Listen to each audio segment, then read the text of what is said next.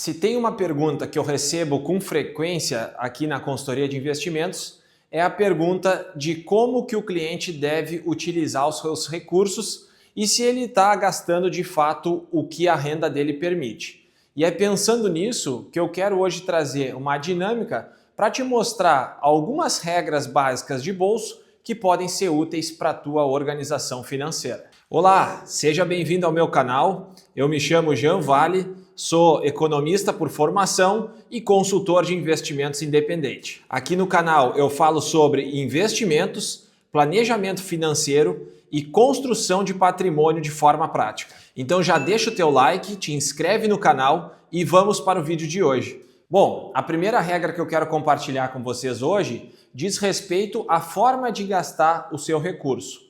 E para considerar essa regra do 50, 30, 20, considera que 100% é a tua renda mensal e nós vamos dividir ela de acordo com a sua categoria. No 50 entram os custos fixos, os custos com moradia, transporte, educação e tudo aquilo que tu não pode cortar ou que é mais difícil cortar. Já os 30% diz respeito ao teu lazer, às tuas assinaturas de streaming, aos teus hobbies, que de fato não são essenciais, mas que são importantes para a tua qualidade de vida. Já os 20% servem para a tua construção de patrimônio, seja para a construção de uma reserva de emergência, investimentos ou até quitação de dívidas.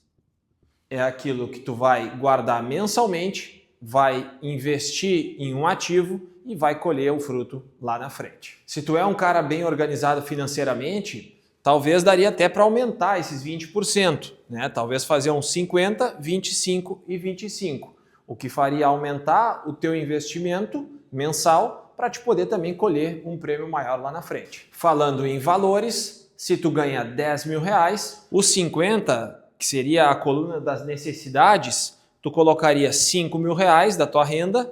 Na coluna dos 30, relacionado aos teus hobbies e lazer, tu colocaria 3 mil reais.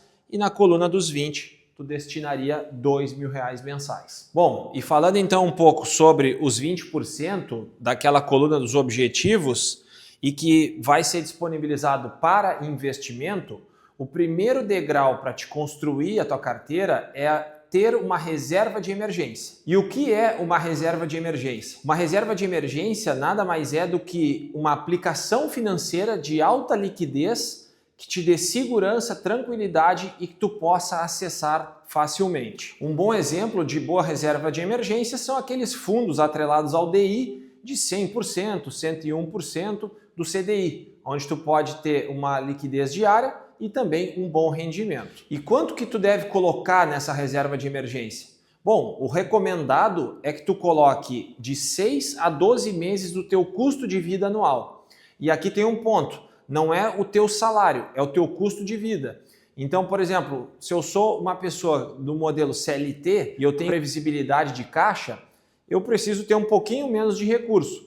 Já se eu sou um cara empreendedor, ou um cara empresário, ou um autônomo, eu preciso ter um pouco mais, algo relacionado a 12 meses. Além de te dar uma tranquilidade muito grande na tua cabeça para te poder trabalhar tranquilo, também vai te ajudar num caso de uma emergência ou algo nesse sentido. Trazendo em números, uma pessoa CLT que ganha, por exemplo, 6 mil reais, mas que guarda 5 mil reais por mês, ela precisa ter algo em torno de 30 mil reais guardado como um colchão de liquidez, uma reserva de emergência que esteja disponível a qualquer momento para qualquer imprevisto. Já um empresário, um profissional autônomo que tem sua renda variável e que tem um custo de vida na casa dos 10 mil reais, o ideal é que ele tenha uma reserva de pelo menos 120 mil reais guardados em liquidez antes de investir em outras classes de ativos como ações, fundos imobiliários, fundos de investimento em dólar, entre outros. 72 é o número que, se dividido pela taxa de juro do teu investimento, vai mostrar o tempo que tu vai precisar para dobrar o teu investimento. Ou seja, falando de juro nominal, digamos que tu investiu em Selic a 12% ao ano.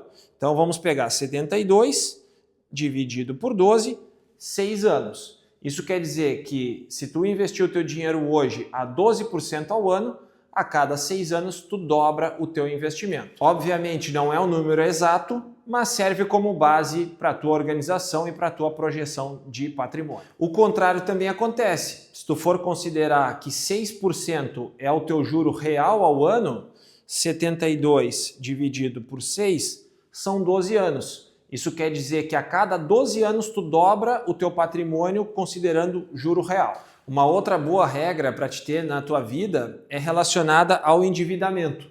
O ideal é que tu nunca comprometa mais do que 30% da tua renda com dívidas. Isso porque 30% é o número que os bancos utilizam para entender a tua capacidade de pagamento e também porque quando tu utiliza mais do que 30%, a tendência é que os juros desses créditos que tu está pegando no mercado financeiro se tornem cada vez maiores. E a quinta regra diz respeito à diversificação e também à alocação dos teus investimentos.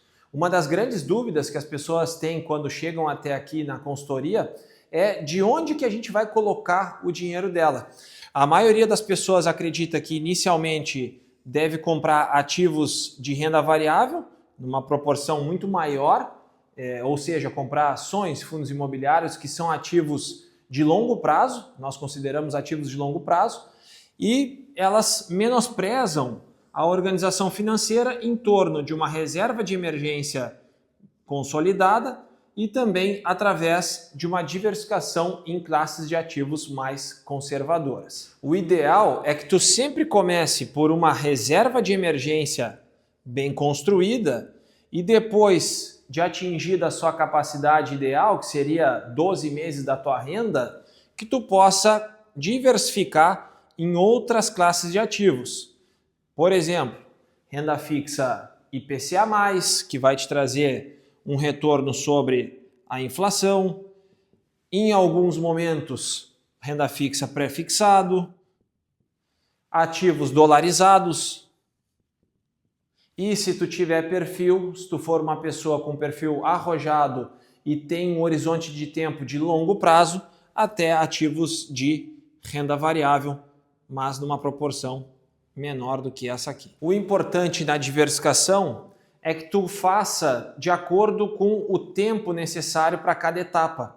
Isso porque para construir uma casa, tu nunca começa pelo telhado, tu sempre começa pela fundação. E assim também é nos investimentos. Sem uma porção adequada em reserva de emergência, em renda fixa IPCA, em títulos pré e ativos mais seguros, tu não vai conseguir construir um portfólio eficiente. Isso porque renda variável não é para todo mundo e também tem uma oscilação muito grande. Por isso que o ideal é sempre começar com um dever de casa muito bem feito e à medida que tu for aumentando a tua capacidade de aporte, aí sim tu vá alocando em ativos com potencial de ganho maior, mas que tu tenha a ciência de que tu vai colher somente no longo prazo. Por hoje é isso. A ideia desse vídeo foi trazer um pouco das dúvidas que chegam até mim aqui na consultoria, principalmente daqueles investidores que estão começando. Se tu gostou desse vídeo, não te esquece de dar o like e mandar para aquele teu amigo que precisa de uma orientação. Nos vemos no próximo vídeo. Até mais!